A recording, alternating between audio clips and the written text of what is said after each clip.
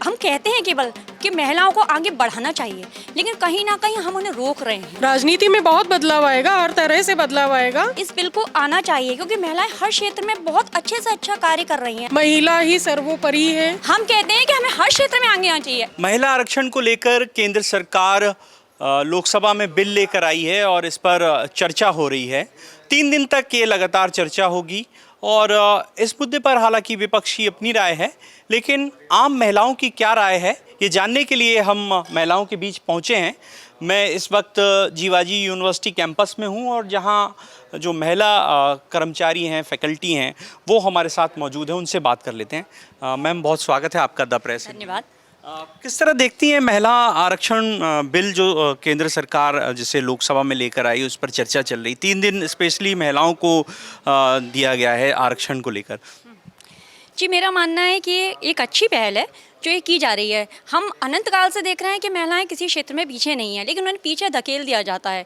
जब हम देखते हैं कई सांसद, कई नगर निगम में कई कर्मचारी जो भी बैठते हैं, तो उसमें अपनी उनकी जो मिसेज जो जिस पद पर होती हैं वो खुद तो नहीं बैठती हैं, वो आगे खुद बैठते हैं। इसका मतलब क्या है कि उन्हें पीछे करना है।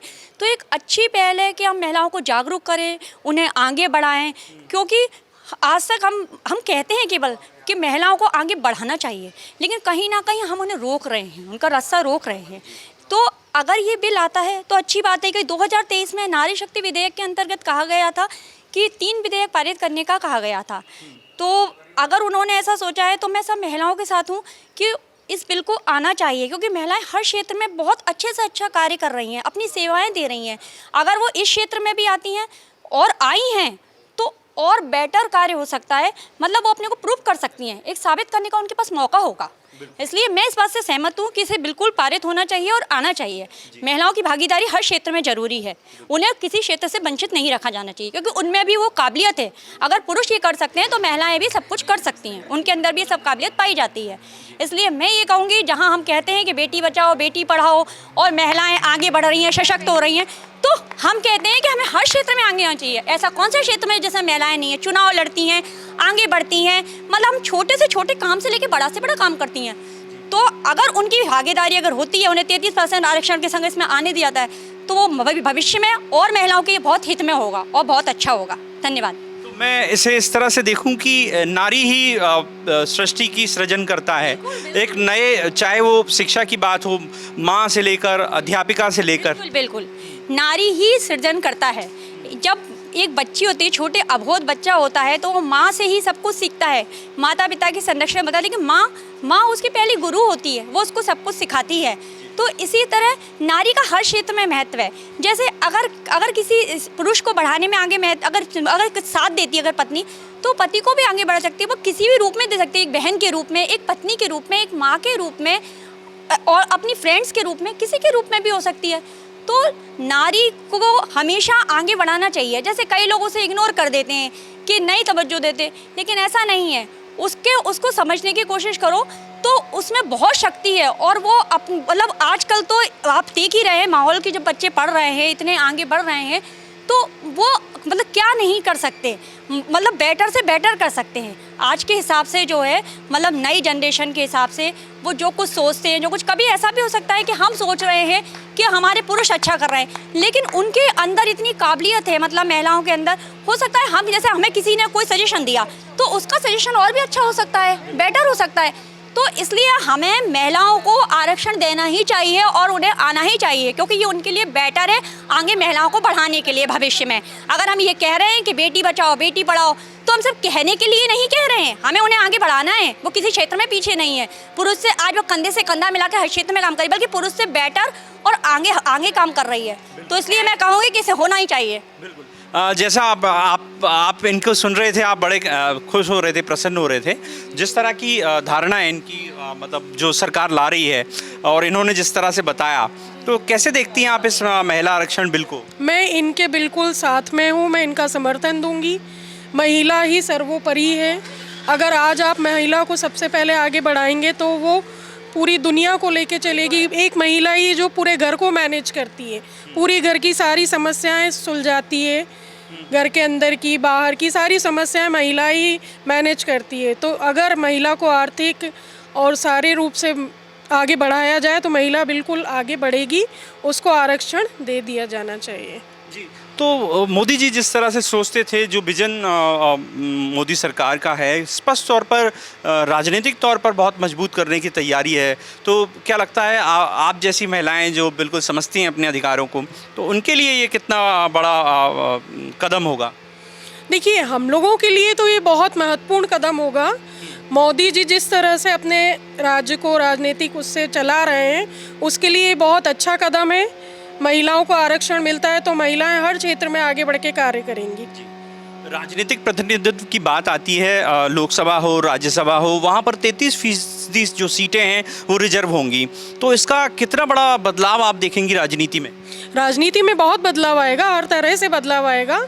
इसका महिलाएं को बहुत फ़ायदा भी मिलेगा, जिससे राजनीति में भी महिलाएं आगे बढ़ेंगी और हर क्षेत्र में महिलाएं आगे बढ़ के अपना जो काम है वो आगे बढ़ के अपना दिखाएंगी कि वो भी राजनीति से लेके सारे क्षेत्र में, हर क्षेत्र में प्रयास कर सकती हैं, आगे बढ़ सकती हैं। आगे बढ़ सकती हैं। जी जी जी। वाकई एक ऐसा कदम है जो महिलाओं की जो राजनीतिक जो दूरदर्शिता है उसको भी आगे बढ़ाएगा और महिलाओं की जो उनकी जो सोच है उसको भी आगे बढ़ाएगा। बिल्कुल बिल्कुल, बहुत अच्छा कदम है ये, इसको आगे बढ़ाना चाहिए।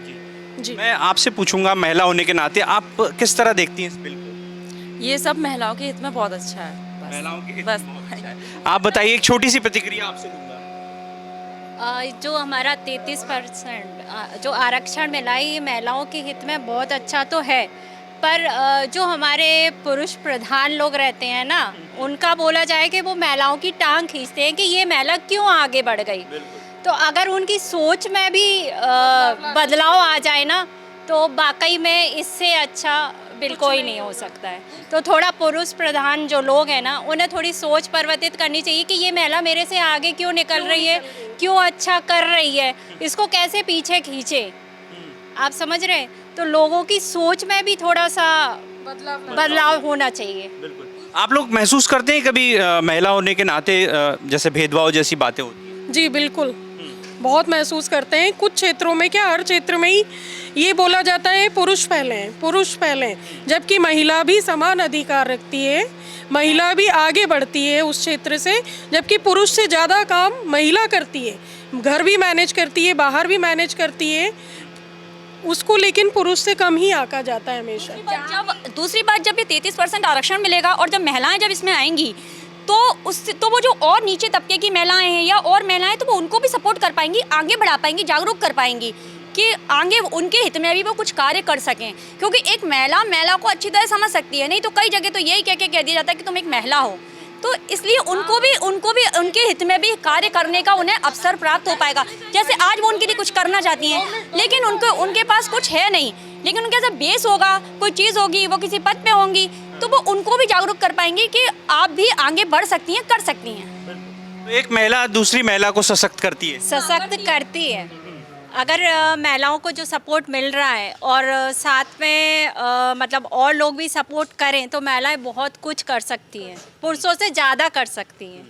पर उनको थोड़ा सा कहते हैं ना कि एक्सेप्ट करने में टाइम लगता है। हमारी फैमिली वाले लोग हैं जो हम लोगों पे इतना भरोसा कर रहे हैं कि हम लोग घर से निकल के घर अपनी जॉब बहुत अच्छे से कर रहे हैं, तो हमारे साथ भी सपोर्ट है। ऐसे हमारे जहाँ कार्य क्षेत्र में हैं, वो लोग भी समझे ये चीज़ कि ये वाकई में मेहनत करती हैं, इनको मतलब हमको हर जगह ही आरक्षण मिल जाए है ना। आज समझ रहे, वाकई में बहुत अच्छा मोदी जी ने जो दिया है, बहुत ही अच्छा दिया है कि वो आगे बढ़ के, पढ़ी लिखी महिलाएं हैं जो मतलब जो जिस जगह वो आगे बढ़ रही हैं, अनपढ़ महिलाएं हैं, उनको सहयोग करके वो उनको आगे भी बढ़ाएं। जी, एक बहुत बड़ी बात इन्होंने कही कि पहली बात तो महिला को घर से निकलना बहुत बड़ा चैलेंज है। अगर उसे कहीं जॉब मिल जाती है और उस जॉब को वो पूरी निष्ठा से अगर वो करे, तो उसके लिए कितने समाज के सपोर्ट की कितनी ज़रूरत है, घर परिवार के सपोर्ट की कितनी ज़रूरत होती है? देखिए, महिला के लिए सपोर्ट बहुत ज़रूरी है। घर से लेके बाहर तक सपोर्टिंग सिस्टम होना बहुत ज़रूरी है एक महिला के लिए, तभी वो आगे बढ़ सकती है। और जहाँ तक सवाल है मेरा कि बाहर निकलने में महिला घर से पूरा अपना मैनेज करके आती है, बाहर पूरा मैनेज करती है, तो वो सपोर्ट से ही होता है। घर पे भी घर वाले सपोर्ट करते हैं, बाहर भी बाहर वाले सपोर्ट करते हैं, बिना सपोर्ट के कुछ नहीं होता। अगर उसे फैमिली का 100% सपोर्ट है तो वो बाहर भी कर सकती है सब कुछ, क्योंकि उसे फैमिली का सपोर्ट होना ज़रूरी है। फिर उसे किसी से डर नहीं लगता, अगर उसे फैमिली का सपोर्ट है तो वो सब कर सकती है। सब कर सकती है।